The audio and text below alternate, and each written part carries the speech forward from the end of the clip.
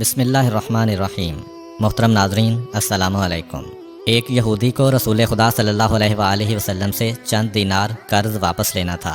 ایک دن آپ راستے میں جا رہے تھے کہ وہ یہودی آپ کے پاس آیا اور اس نے کہا، جب تک آپ میرا قرض ادا نہیں کریں گے اس وقت تک میں آپ کو یہاں سے نہیں جانے دوں گا۔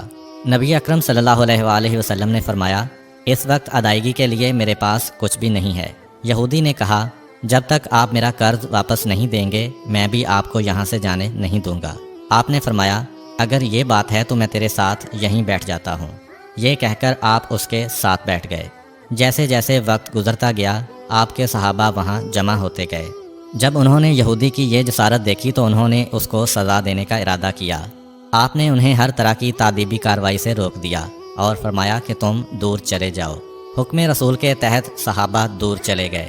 سورج لمحہ بلمحہ گرم ہو رہا تھا اور اس کی تپش سے آپ کو اذیت پہنچ رہی تھی، یہاں تک کہ آپ کے چہرہ اطہر سے پسینہ بہنے لگا۔ اس کے باوجود آپ نے کسی طرح کے غصہ کا اظہار نہ کیا اور کوئی سخت جملہ نہ کہا۔ آپ سارا دن وہیں بیٹھے رہے اور ظہر، عصر اور مغرب و عشاء کی نمازیں وہیں پڑھیں۔ پھر رات چھا گئی۔ آپ نے رات بھی وہیں بسر کی اور فجر کی نماز بھی وہیں پڑھی۔ صحابہ یہودی کو ڈرانے دھمکانے لگے۔ آپ نے فرمایا، تم اس سے یہ کیسا سلوک کر رہے ہو؟ صحابہ نے کہا، یا رسول اللہ، اس کی یہ جرت کہ آپ کو یرغمال بنا کر اپنے پاس بٹھا لے۔ حضرت صلی اللہ علیہ وآلہ وسلم نے فرمایا، اللہ نے مجھے اس لیے نہیں بھیجا کہ میں کسی ہم پیمان یا کسی اور پر ظلم کروں۔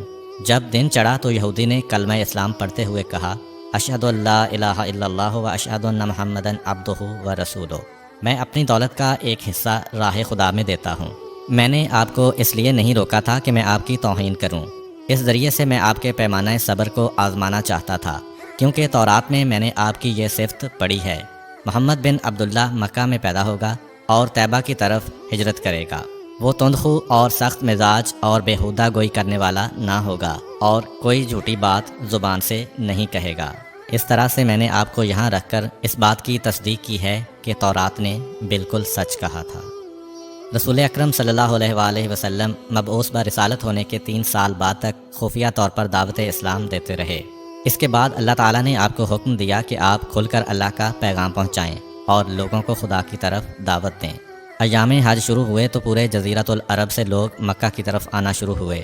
نبی اکرم صلی اللہ علیہ وآلہ وسلم کوہ صفا پر چڑھے اور آپ نے بلند آواز سے فرمایا، لوگو، میں اللہ کا رسول ہوں، تم اللہ رب العالمین پر ایمان لے آؤ۔ لوگ آپ کی طرف متوجہ ہوئے اور انہوں نے تعجب سے یہ اعلان سنا اور سب کی خواہش ہوئی کہ وہ اعلان کرنے والے کو دیکھیں۔ پھر آپ صفا سے اتر کر مروہ آئے اور وہاں پر بھی آپ نے 3 بار یہی اعلان کیا۔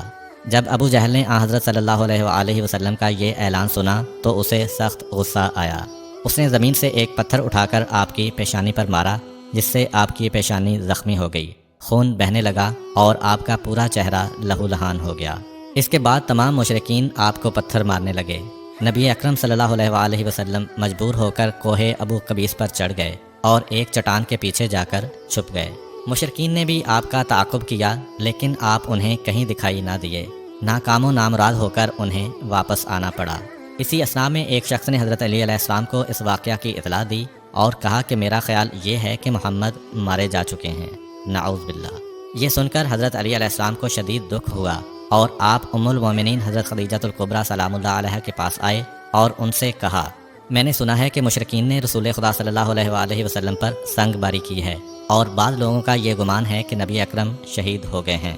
آپ روٹی پانی اٹھائیں اور میرے ساتھ انہیں تلاش کرنے کے لیے چلیں، ممکن ہے ہمیں ان کا کہیں نشان مل جائے۔ آپ وادی پر نظر رکھیں اور میں پہاڑ کے دامن میں آپ صلی اللہ علیہ وآلہ وسلم کو تلاش کرتا ہوں۔ آپ روتے ہوئے آگے بڑھے اور آپ کہہ رہے تھے، یا رسول اللہ، ہمیں جواب دیں، آپ کہاں ہیں؟ میری روح آپ پر قربان، آپ کس وادی میں بھوکے پیاسے ہیں؟ آپ نے مجھے اپنے ساتھ کیوں نہ لیا تھا؟ حضرت خدیجہ رو رو کر فریاد کر رہی تھیں، کوئی ہے جو نبی مصطفیٰ کی مجھے خبر دے؟ کیا کسی نے انہیں دیکھا ہے جو مجھے ان کے متعلق بتلائے؟ اس وقت جبریل امین علیہ السلام رسول خدا صلی اللہ علیہ وآلہ وسلم پر نازل ہوئے۔ ان کے پیچھے ملائکہ کی بہت سی صفیں تھیں۔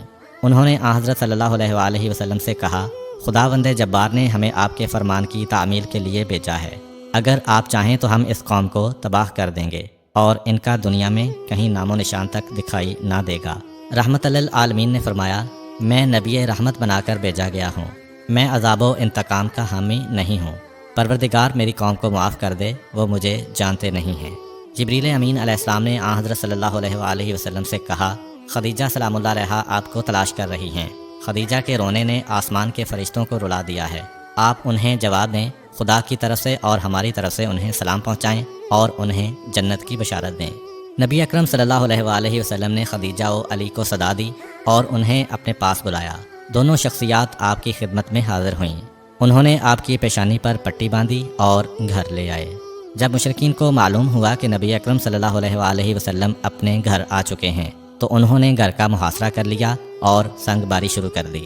حضرت علی علیہ السلام اور حضرت خدیجہ سلام اللہ علیہا آپ کا دفاع کرنے لگے۔ جب سنگ باری میں معمولی سا وقفہ ہوا تو حضرت خدیجہ گھر سے نکلیں اور انہوں نے چیخ کر کہا، فرزندان قریش، کیا تم سے حیا رخصت ہو گئی ہے؟ تم اپنے قبیلہ کی معزز اور محترم خاتون کے گھر پر سنگ باری کرنے لگے ہو۔ اگر تمہیں خدا کا خوف نہیں ہے تو دوسرے لوگوں کو اپنے اوپر ہنسنے کا موقع نہ دو اور اپنے لیے ہمیشہ کی ذلت و بدنامی تو نہ خریدو۔ جب مشرکین نے حضرت خدیجہ سلام اللہ علیہ کی گفتگو سنی تو ندامت کے مارے ان کے سر جھک گئے اور وہ شرمندہ ہو کر اپنے گھروں کو چلے گئے۔ نبی اکرم صلی اللہ علیہ وآلہ وسلم نے دعوت اسلام کا آغاز ان روح فرسا واقعات کے ساتھ کیا تھا۔ آپ پر کروڑوں سلام ہوں۔ آپ نے لوگوں کو گمراہی